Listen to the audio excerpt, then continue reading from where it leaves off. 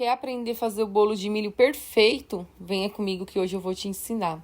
Você vai precisar de 3 ovos, uma latinha de milho sem água, uma xícara de flocão, uma xícara de açúcar, uma xícara de leite e meia xícara de óleo. Anotou direitinho? Coloquei o fermento e coloquei ele para bater mais um pouco. E levei ao forno a 160 graus em torno de 40 minutos. Sim, gente, ele fica perfeito esse bolo. Não esqueça de curtir e de se inscrever para receber mais dicas como essa. Até a próxima!